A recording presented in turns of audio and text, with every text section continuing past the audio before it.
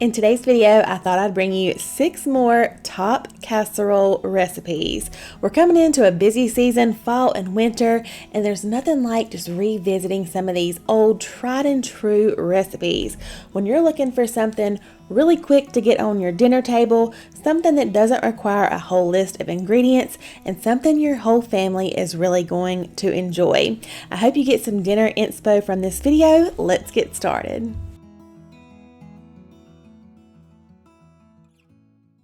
So tonight for dinner, I'm going to make another recipe that's super easy to make. I think there's maybe 6 ingredients in here, but this is another tried and true recipe. It's been around for years, so let me show you what we're going to make. So first of all, we're going to cook up some angel hair pasta to go in here. This is a 16-ounce box. We're going to cook about half of this, about 8 ounces. All right, we got our pasta in here starting to cook up. So let me know if you ever tried chicken spaghetti. I know the Pioneer Woman has a recipe that's really popular. All right, right now I'm just gonna go ahead and put our drained angel hair pasta back into our pot, and we're just gonna use this pot as our mixing bowl. All right, so we are using a rotisserie chicken for this as well, and we're gonna need about 2 cups of the chicken. We already went ahead and pulled it and chopped it up. I have a lot more than 2 cups here, so I'm just going to add about 2 cups in. So we're gonna add in 2 cans of cream of chicken soup. Next, we're adding in 1 cup of salsa. We're adding in 1 cup of sour cream. For our seasoning, we just have about 2 tablespoons of taco seasoning. I might add a little bit more. We're following, I think it's the Country Cook's recipe for this. I might add just a little bit more seasoning. And then this is 1 cup of Mexican blend cheese. We have another cup on the side we're gonna top it with. Let's just bring our packet back out. I'm not gonna add quite all of it, but just a little bit more. All right, now we're gonna stir this really, really well. We have our noodles on the bottom, our chicken. Want to get everything nice and incorporated. A little spray, just in case. All right, now let's bring over our chicken spaghetti. Let's get it transferred over. All right, here comes our 2nd cup of our Mexican blend cheese. And we're just gonna sprinkle it evenly all over top. And last but not least, we're gonna sprinkle with just a little bit of this lightly dried parsley, just to give it some color, since we got kind of, what's it called? Monochromatic recipe going on so far.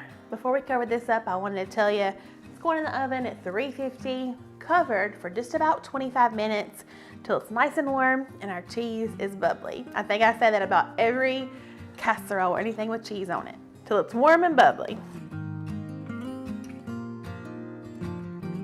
Alrighty, y'all, our chicken spaghetti is done. All right, it smells delicious. All right, it is time to serve up our chicken spaghetti. This looks so good, even better than I remember.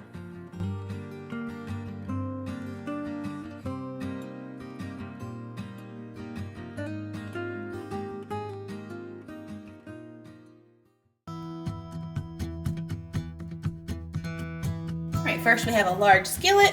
I'm just gonna heat up a couple tablespoons of avocado oil. All right, next we're gonna add in 1 pound of ground beef, of course. All right, next we have 1 whole medium onion chopped over here. I'm gonna go ahead and add it in with my ground beef. I'm not gonna quite pour all of that. It was a pretty big onion, but I always like to brown up my ground beef with an onion or with my seasonings or with a pepper or whatever it is. I just think it kind of adds to the flavor. We're also gonna add in some minced garlic. We're gonna add a little bit of salt, some black pepper, and a little sprinkle of paprika. And by the way, this ground beef is 85/15. It's pretty lean. If I do soak up any fat, I'll just take a paper towel in here. But I obviously wouldn't be adding in my seasonings and things like that beforehand if I plan to drain it. So if you plan on draining your fat, or you have a little bit fattier meat, then maybe just wait until after you drain it to season it up. All right, our ground beef is pretty much browned up. I did go ahead and drain just a little bit of that grease that was in there. Now we're gonna sprinkle in some dried thyme. We're also gonna sprinkle in some flour, and this is going to thicken up our sauce. I'm going to turn my stove down just a little bit. Stir in our flour and let this flour cook for just a minute or two. All right, next I'm going to add about 2 tablespoons of tomato paste. I also have a cup of beef broth here. I'm going to start with half of this, scrape along the bottom to deglaze our pan just a little bit while I'm stirring in that tomato paste. We're also going to add about 1/4 cup of red wine. If you don't want to use the red wine, you can just use a little bit more beef broth. All right, we're going to let that cook down just a little bit. But at this point, you pretty much can add whatever vegetables your family likes. I know a lot of people would just stick with this, put mashed potatoes on top. We have a bag of frozen peas and carrots. I'm just going to add a tiny bit of these because I know my kids aren't crazy about them. I'm not crazy about peas either, so we're going to put just a little bit.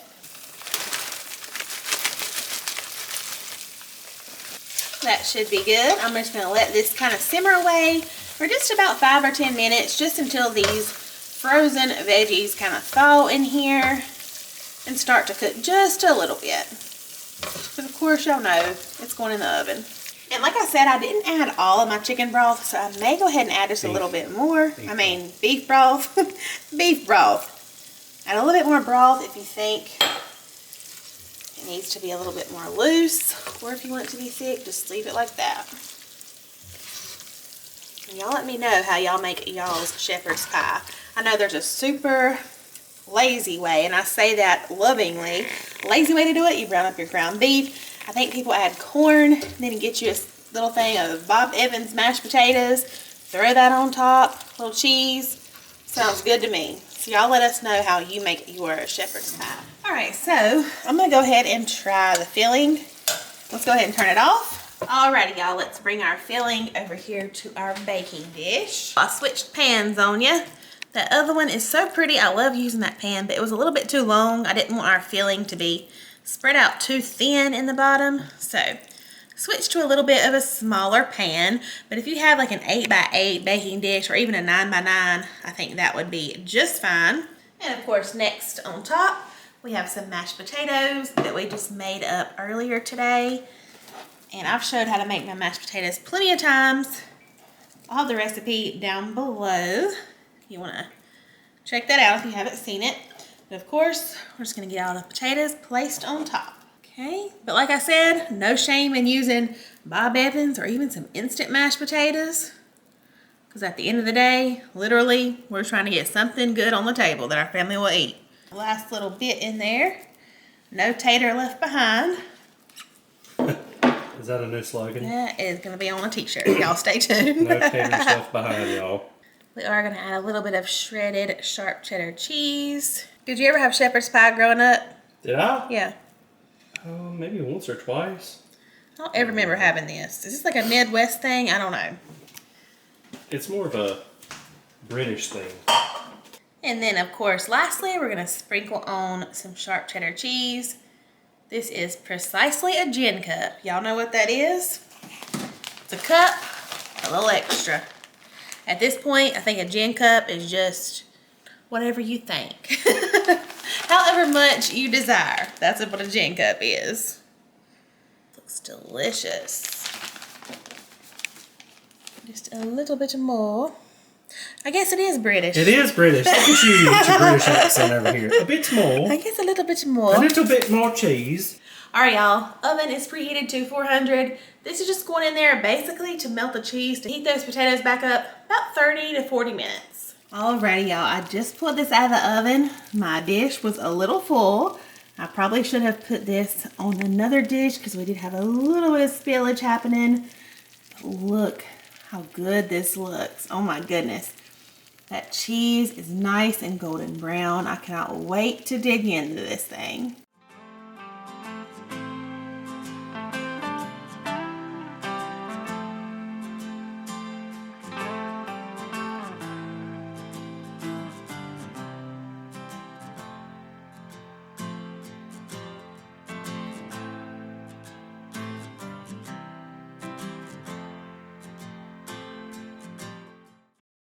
All right, next up we have chicken alfredo, and I have to say this might be the easiest one in this whole video.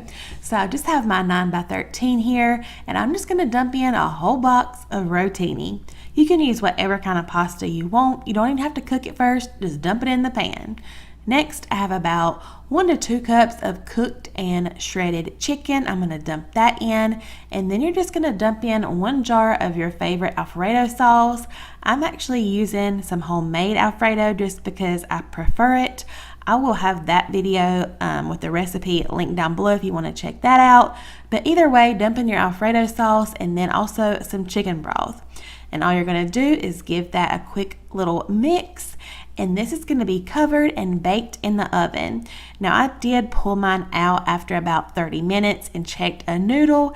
I went and added a little bit more chicken broth, gave it another stir, and popped it back in the oven.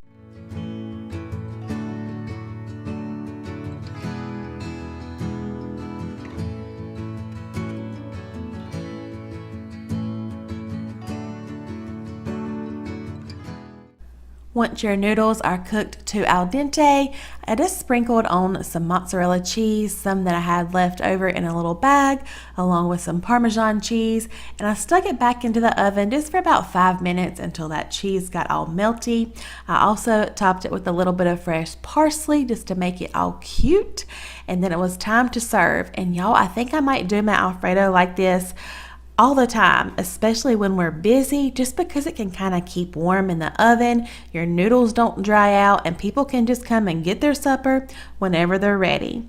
I served ours with these little Texas toast breadsticks, which we absolutely loved. This dinner was delicious. First up, I made a French onion beef casserole. So of course we're going to start with 1 pound of ground beef. I'm just going to brown that up, and then we're going to add in 1 packet of the Lipton onion soup mix. I think this was the beef flavor, but just the regular or the beef flavor will be just fine. So I'm going to sprinkle that on, and also we're going to add 1 cup of sour cream and then 1 can of cream of mushroom soup. I'm just going to give everything a good stir to combine.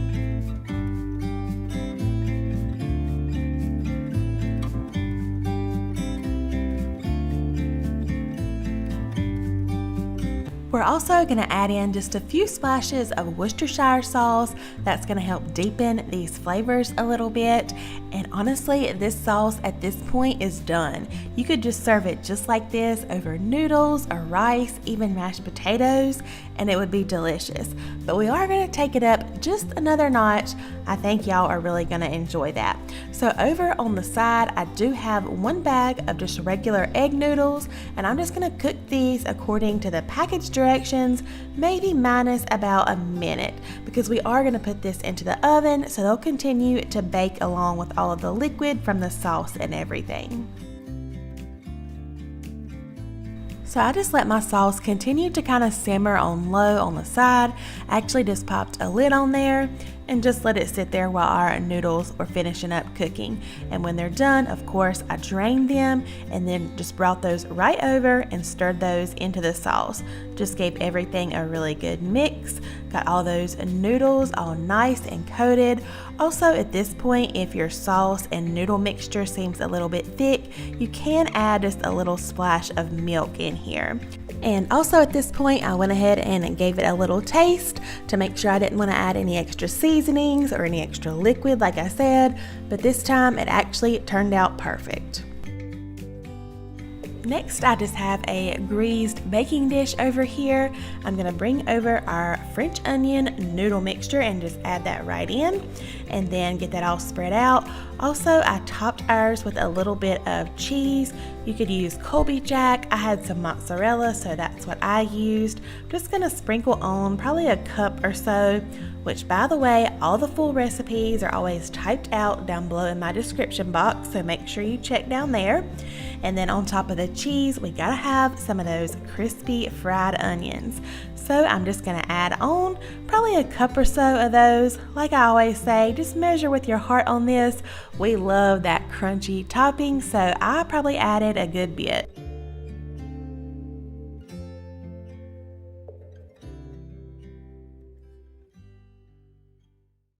Once we have all of those yummy toppings on there, we are going to bake this in the oven at 350, but it only needs to bake 15 or 20 minutes. All we're really doing is melting that cheese. Everything else is already cooked in there. And this is so good, y'all. So easy and so quick to make. Those noodles are nice and soft. We have that creamy, ooey gooey cheese, and then that salty crunch from our little crispy fried onions on top. If you love French onion flavors, this is gonna be a must try.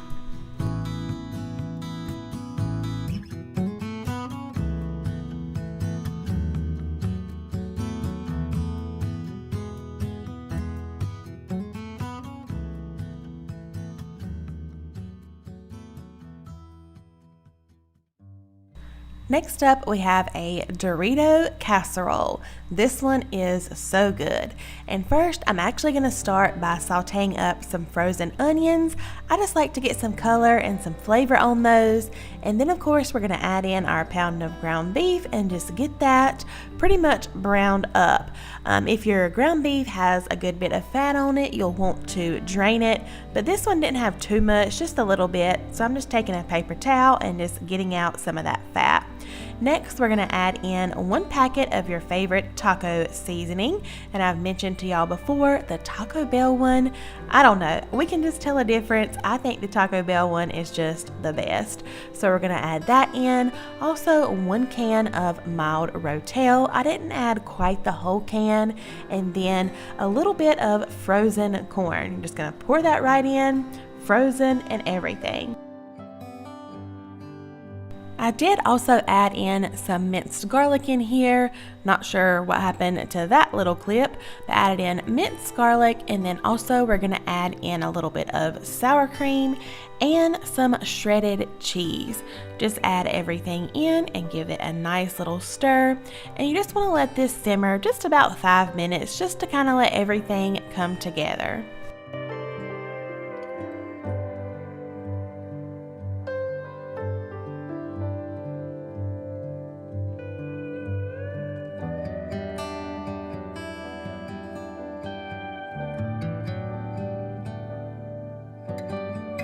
And just like the other recipe, if your mixture seems a little bit too thick, you can just add a splash of milk. So that's what I ended up doing to this. And now we're ready to get it in our baking dish. So over on the side, first we're gonna add a crust to the bottom, and we're just gonna be using a crescent sheet for that. So you just wanna roll it out and just kind of press it down gently in your baking dish. And then next, on top of that, we're just gonna take some of the regular nacho cheese Doritos and crush that on top of our crescent sheet. You really won't know it's down here. It just basically adds a little bit of flavor. I'm using my gloves, y'all, because I didn't want to get all that orange dust all over my hands. And then next, we're gonna bring over our ground beef mixture and just spread that all over top of our Doritos and our crescent sheet. Next, on top of the ground beef, we're gonna add some shredded cheese, just a little bit more, probably a cup or so. I actually had Darren come add my cheese on here because in just a second, we're gonna add just a little bit more of that Dorito topping on top of the cheese. And there's me pointing that he missed a spot. I'm so particular. I want my casseroles, I've told y'all this, everybody has to have an even amount. So anyway, once we got the cheese on there, just how I wanted it, we're gonna add another little layer of those crunchy Doritos. And this is going into the oven at 350, again, only for 10-15 minutes, just to melt that cheese and get everything combined. This was so good, y'all. This is the perfect little switch up for taco night. I love that crunchy topping, and that little crescent dough crust on the bottom just adds a hint of sweetness.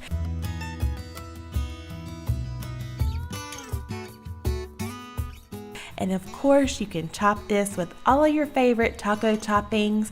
We added a little bit of sour cream, some green onion for some color. You could also do some lettuce, and then just a little bit of chopped tomatoes. Y'all have to give this one a try and let me know how you like it.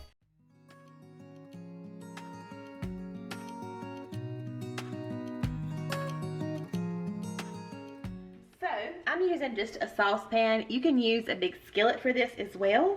And we're gonna start by making the creamy sauce that's gonna go on these scalloped potatoes. So first, to my saucepan, I'm just adding half a stick of butter. We're gonna get that melting. And along with that, I have 1 chopped onion here. I'm just gonna add that right in with that. We're also gonna add in about 2 cloves of minced garlic. We're just gonna let that butter melt down and let these onions cook a little bit until they're soft. While that is working, we're gonna come over here. I'm gonna add 2 cups of milk. And then to that, we're gonna add 1 cup of chicken broth. Let's give that a quick little whisk. All right, our onions have been cooking a few minutes. They are starting to get nice and soft. So now I have 1/4 cup of flour. We're just gonna sprinkle that in. And now I'm just gonna kind of whisk that around. We're gonna let this cook just a couple more minutes just to get that flour, raw flour taste cooked out. All right, let me go grab my coffee. So now I'm gonna bring over that milk and chicken broth mixture, and I'm gonna start adding that in just a little bit at a time and continue whisking.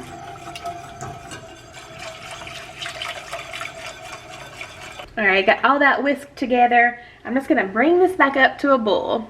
All right, so I don't know if you guys can tell, but I brought my little cream mixture here to a boil. It's been boiling for about a minute. So now we're gonna go over and grab our sliced potatoes and we're gonna get this on top. But first, before I forget, let's add a little salt and a little pepper to this. A good amount. All right, now I just have my 9x13 dish. I'm gonna give that a little spray. And then I have about 3 pounds of just russet potatoes. You can use whatever kind you want. And I went ahead and sliced these up. They're in about 1/8 of an inch little slices there. So I'm gonna add about 1/3 of these to my baking dish.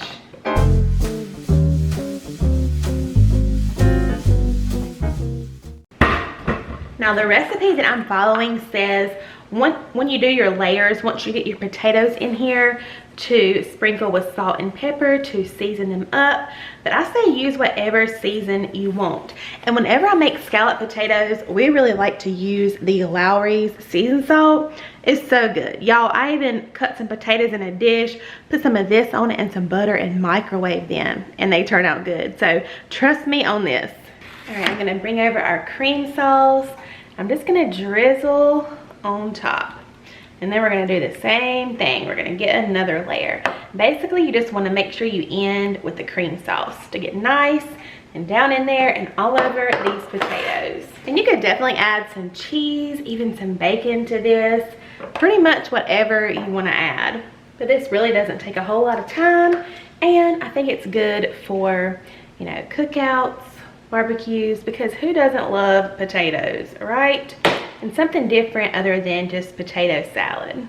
If you need to, you can kind of stir them around a little bit. You just kind of want to make sure all the potatoes are pretty covered. They will cook down a little bit, so no worries, but I just like to make sure they all have a little bit on there. All right, let me grab some tinfoil. All right, this is going into the oven at 350, covered for the first 45 minutes, and then we're gonna uncover it. All right, let's take a peek. These are not quite done. I'm gonna show y'all what they look like, just a bubbling and baking away and getting all golden in there. And you can broil these to make the top get a little bit more golden brown, but as you can see, mine are getting pretty brown on top. And sometimes broiling in my Pyrex makes me nervous because I don't want it to bust. So anyway, I'm gonna pull this out and let's see how they are.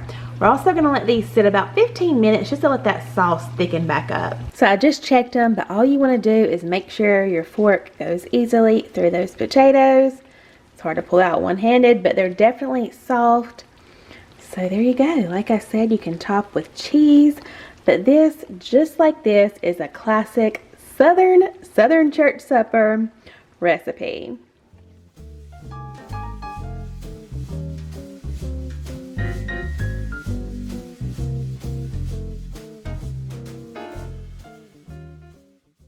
Alrighty, my friends, as always, leave an emoji down there in the comments today. Today, let's do a little corn on the cob. I love to know when you guys stop by. I love to know when y'all stick around throughout the whole video. And yes, these are some old tried and true videos, but I promise you, new content is coming. Y'all just hang in there. And I hope you're having an amazing week. I hope you have a great weekend, and I'll see y'all real soon in my next video. Bye, y'all.